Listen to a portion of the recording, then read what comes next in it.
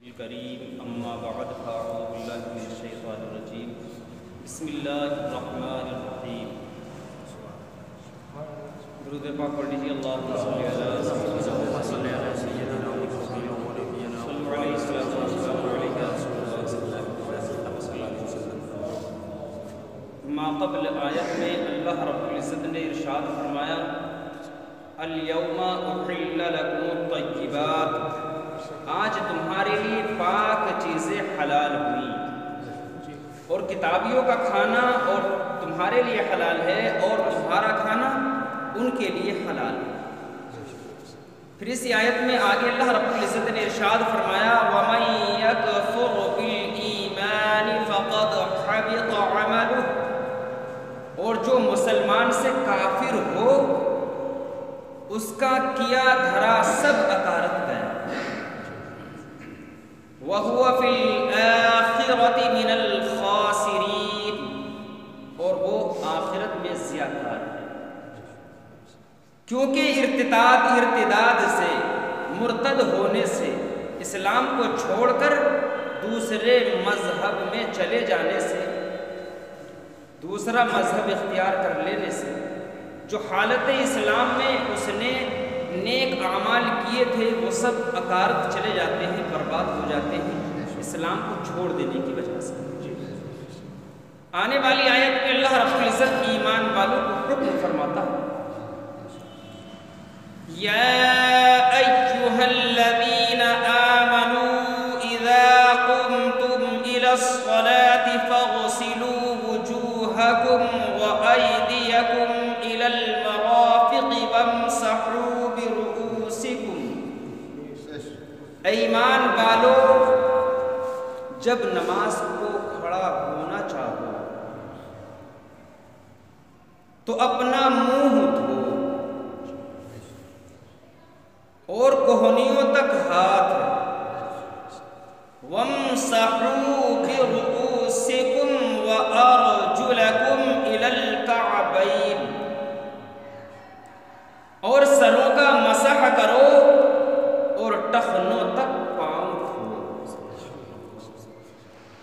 بات سمجھا؟ یعنی جب تم بے وضو ہو اور تم پر وضو فرض ہے، اور فرائض وضو 4، کتنے فرائض وضو؟ 4، جو اللہ رب العزت نے آیت میں بیان کیا؟ فَاغْسِلُوا وُجُوهَكُمْ، اپنے چہروں، پہلا ہوگا وَأَيْدِيَكُمْ إِلَى الْمَرَافِقِ، دوسرے نمبر پر ہاتھ دھو کوہنیوں تک، کوہنیاں بھی اس میں داخل ہے، تیسرا وَامْسَحُوا بِرُؤُوسِكُمْ، اور اپنے سروں کا مسح، وَأَرْجُلَكُمْ إِلَى الْكَعْبَيْنِ، اور پاؤں ٹخنوں تک دھو، ٹخنے بھی دھونے میں شک۔ سید عالم صلی اللہ تعالی علیہ وسلم اور آپ کے اصحاب ہر نماز کے لیے تازہ وضو کرتے تھے اور اس کے عادی تھے، اگرچہ ایک وضو سے بہت سی نمازیں فرائض و نوافل درست ہیں، مگر ہر نماز کے لیے جدا گانا، علیحدہ وضو کرنا زیادہ برکت اور ثواب کا موجب ہے۔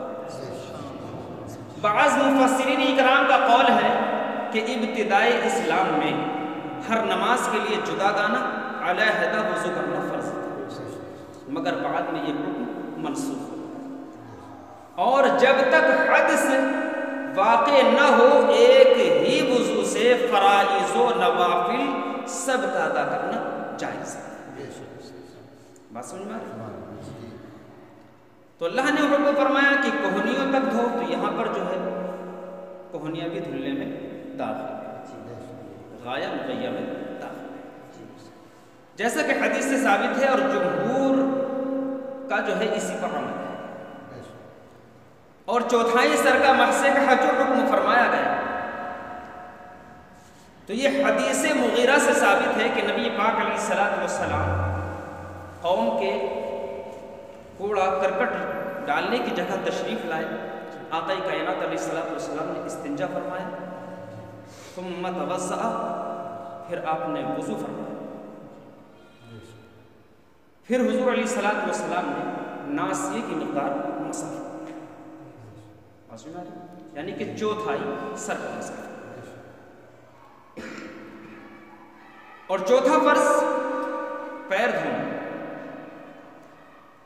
حدیث صحیح میں ہے کہ سید عالم صلی اللہ تعالی علیہ وسلم نے کچھ لوگوں کو پاؤں پر مسح کرتے ہوئے دیکھا، تو حضور علیہ السلام نے منع فرمایا۔ اور ایک روایت حضرت عطا سے ہے، وہ بقسم فرماتے تھے، قسم کھا کر کے ارشاد فرماتے ہیں کہ میرے علم میں اصحاب رسول صلی اللہ علیہ وسلم میں سے کسی نے بھی وضو میں پاؤں پر مسح نہیں کیا۔ سنا تو آگے اللہ رب العزت ارشاد فرماتا ہے، وَإِن كُنتُمْ جُنُبًا فَاطَّهَّرُوا، اور اگر تمہیں نہانے کی حاجت ہو تو خوب ستھرے ہو لو۔ اگر تمہیں نہانے کی حاجت ہو تو خوب ستھرے ہو لو، خوب ستھرے ہو لو۔ جنابت سے طہارت کاملہ لازم ہوتی ہے۔ جنابت سے، جنابت کبھی بیداری میں دفق و شہوت کے ساتھ انزال ہوتی ہے، اور کبھی نیند میں احتلام سے ہوتی ہے، جس کے بعد اثر پایا جائے، حتیٰ کہ اگر خواب یاد آیا مگر تری نہ پائی گئی تو غسل واجب نہیں ہے۔ اور کبھی سبیلین میں سے کسی میں ادخار حشفہ سے فاعل اور مفعول دونوں کے حق میں خواہ انزال ہوا ہو یا نہ ہوا ہو، تمام صورت جنابت میں داخل ہے، ان سے غسل واجب ہے۔ معصوم ہے، فاعل یعنی کہ بیوی کے ساتھ صحبت کرنے والا، اور مفعول بیوی ہے۔ اب ادخال کیا، دخول کیا، اب چاہے انزال ہوا ہو یا نہ ہوا ہو، منی اپنی جگہ سے نکلی ہو یا نہ نکلی ہو، لیکن حشفہ غائب ہو گیا تو دونوں پر غسل حاصل ماری نہیں۔ تو آگے اللہ فرماتا ہے، وَإِن كُنتُم مَّرْضَىٰ أَوْ عَلَىٰ سَفَرٍ أَوْ جَاءَ أَحَدٌ مِّنكُم مِّنَ الْغَائِطِ، اور اگر تم بیمار ہو یا سفر میں ہو یا تم میں سے کوئی قضائے حاجت سے آیا ہو، استنجا وغیرہ کر کے آیا، او لامستم النساء فلم تجدوا ماء فتيمموا صعيدا طيبا، یا تم نے عورتوں سے صحبت کی اور ان صورتوں میں پانی نہ پایا تو پاک مٹی سے تیمم کرو۔ بات سمجھ میں آئی؟ صورت بتا دی کہ تمہیں نہانے کی حاجت ہے، اور پھر تم مرض میں لاحق ہو، تمہیں مرض لاحق ہو، بیمار ہو، پانی پر تمہیں قدرت حاصل نہیں، یہ تمام صورتیں پیچھے بیان کرتی ہیں۔ یا پھر سفر میں ہو، تمہارے پاس پانی نہیں، اور تمہارے چاروں طرف جو ہے 1 میل تک کہیں پانی نہیں، یا تم میں سے کوئی قضائے حاجت سے فارغ ہوتا ہے، یا عورت سے صحبت کی اور ان صورتوں میں تمہارے پاس پانی نہیں اور تمہیں پاک ہونا ہے، تو اللہ فرماتا ہے فَتَيَمَّمُوا صَعِيدًا طَيِّبًا، تو پاک مٹی سے تیمم کرو۔ اب اس کا طریقہ اللہ رب العزت بیان فرماتا ہے، فَامْسَحُوا بِوُجُوهِكُمْ وَأَيْدِيكُمْ مِنْهُ، تو اپنے منہ اور ہاتھوں کا اس سے مسح کرو۔ کس سے؟ مٹی سے۔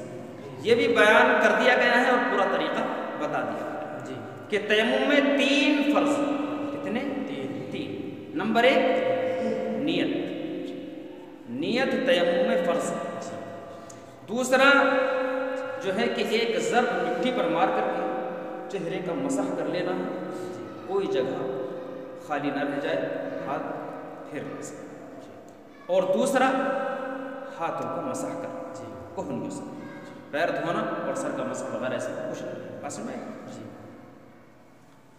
پھر آگے اللہ رب العزت ارشاد فرماتا ہے ما یرید اللہ لیجعل علیکم من حرج ولکن یرید لیطہرکم ولیتم نعمته علیکم لعلکم تشکرون۔ سنائی، اللہ نہیں چاہتا کہ تم پر کچھ تنگی رکھے، اللہ نہیں چاہتا کہ تم پر کچھ تنگی رکھے، ہاں یہ چاہتا ہے کہ تمہیں خوب ستھرا کر دے اور اپنی نعمت تم پر پوری کر دے۔ کیوں؟ لعلکم تشکرون، کہ کہیں تم احسان مانو، کہیں تم اللہ کا احسان۔ پھر آگے اللہ رب العزت ارشاد فرماتا ہے وَاذْكُرُوا نِعْمَةَ اللَّهِ عَلَيْكُمْ وَمِيثَاقَهُ الَّذِي بَاثَقَكُمْ بِهِ، اور یاد کرو اللہ کا احسان اپنے اوپر، اپنے اوپر اللہ کا احسان یاد کرو۔ کیا احسان یاد کرو؟ کہ اس نے تمہیں مسلمان بنایا اور تمہیں اپنا پیارا محبوب جناب محمد رسول اللہ صلی اللہ علیہ وسلم عطا فرمائے اور اس کی امت میں تمہیں پیدا فرمائے۔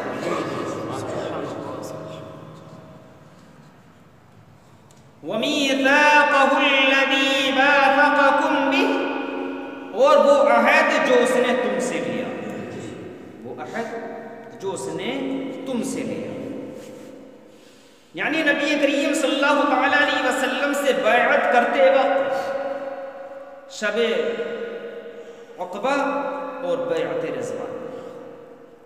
بیعت رضوان یہ ذی قعدہ 6 ہجری کو نبی کریم صلی اللہ تعالی علیہ وسلم 1400 صحابہ کرام کو ساتھ میں لے کر مدینہ منورہ سے مکہ المکرمہ کی جانب ارادہ عمرہ روانہ ہوئے۔ حضور علیہ السلام کو اندیشہ ہوا کہ کفار مکہ ہمیں عمرہ کرنے نہیں دیں گے، روک سکتے ہیں، تو حضور صلی اللہ علیہ وسلم نے ایک صحابی کو مکہ المکرمہ کے حالات جاننے کے لیے روانہ کیا۔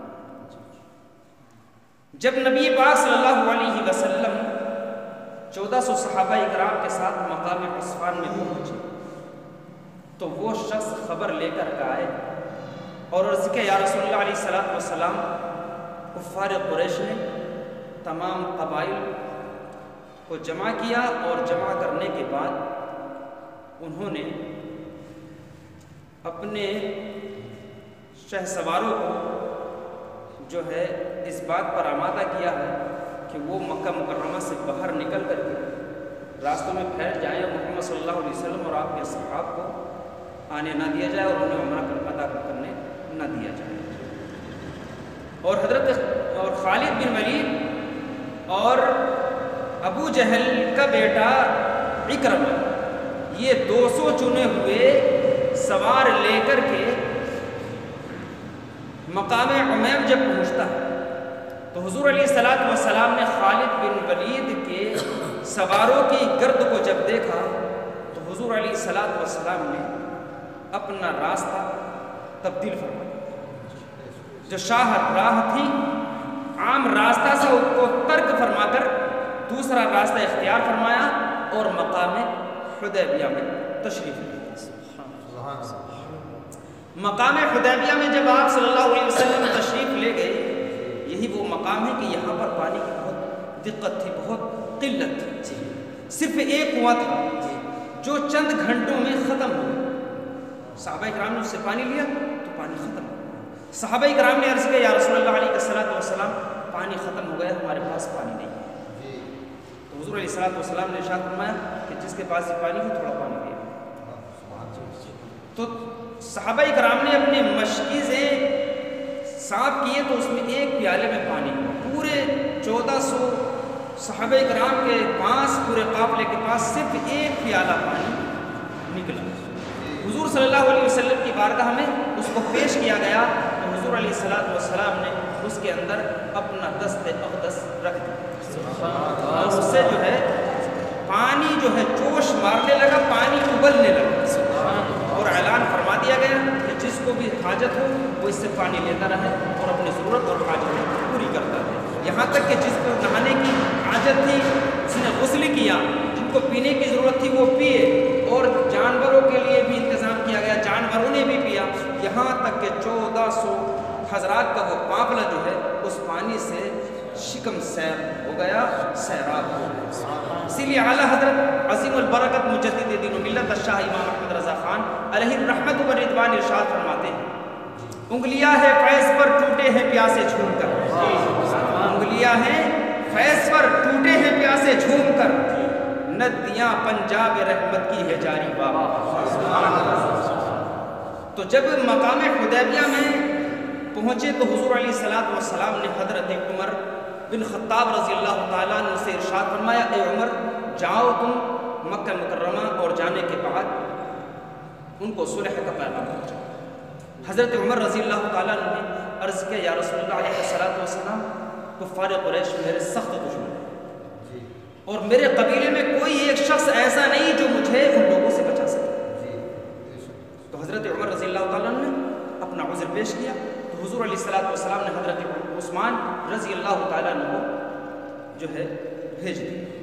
حضرت عثمان رضی اللہ تعالیٰ عنہ جب وہاں پر پہنچے تو کفار قریش نے آپ کی تعظیم و تکریم کی، اس بنیاد پر کہ آپ مالدار اور قبیلے کے حمایت اور پاسداری کرنے والے تھے، اس بنیاد پر کفار قریش نے آپ کی تعظیم و تکریم کی، اور حضرت عثمان غنی رضی اللہ تعالیٰ نے حضور علیہ السلام کا پیغام ان کے سامنے رکھا۔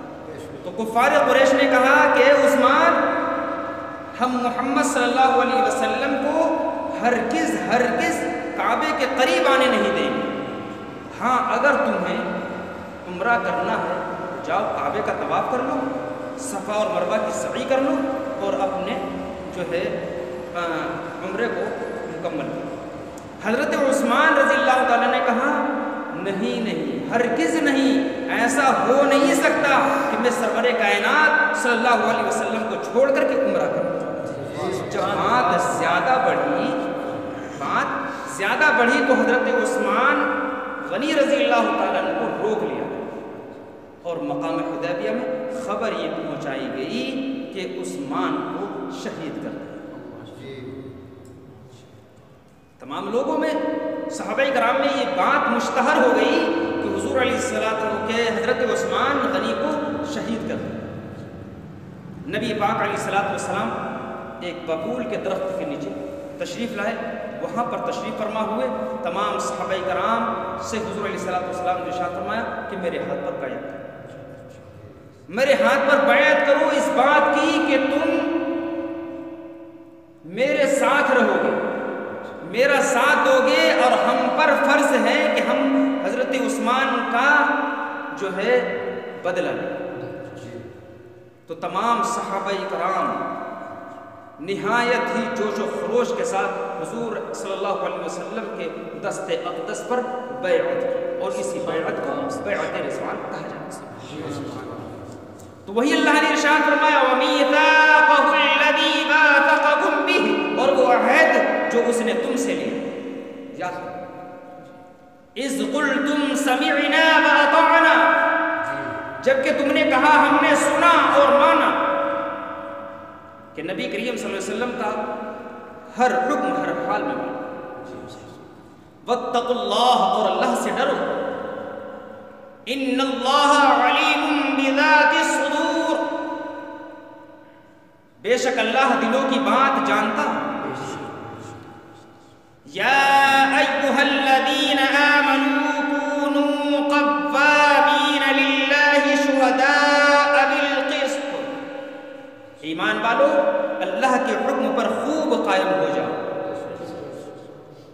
اور انصاف کے ساتھ گواہی دے دے، انصاف کے ساتھ گواہی دے دے، اس طرح کی قرابت اور عداوت کا کوئی اثر تمہیں عدل و انصاف سے نہ ہٹا سکے۔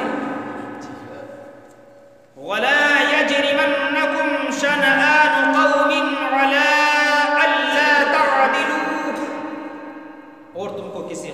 دعوت اس پر نہ ابھارے کہ انصاف نہ کرو. اعدلوا، انصاف کرو، هو اقرب للتقوی، وہ پرہیزگاری کے زیادہ قریب ہے. واتقوا اللہ، اور اللہ سے ڈرو. ان اللہ خبیر بما تعملون، بے شک اللہ کو تمہارے کاموں کی خبر ہے. وعد اللہ الذین آمنوا وعملوا الصالحات، ایمان والو نیکوکاروں سے اللہ کا وعدہ ہے. ایمان والو نیکوکاروں سے اللہ کا وعدہ ہے. لہم مغفرۃ واجر عظیم، کہ ان کے لیے بخشش اور بڑا ثواب. والذین کفروا وکذبوا بآیاتنا اولئک اصحاب الجحیم، اور وہ جنہوں نے کفر کیا اور ہماری آیتیں جھٹلائیں وہی دوزخ والے ہیں. یہ آیت نص قاطع ہیں اس بات پر کہ خلود نار، ہمیشہ دوزخ میں رہنا، سوائے کفار کے اور کسی کے لیے نہیں. بندہ مومن مسلمان کتنا ہی گناہگار ہو، کتنا ہی گناہگار ہو، گناہوں کی تلافی کے بعد جنت میں چلا جائے گا، لیکن ہمیشہ دوزخ میں نہیں رہے گا. اور خلود جو ہے، خلود نار یعنی کہ ہمیشہ جہنم میں رہنا جو ہے، وہ صرف کفار و مشرکین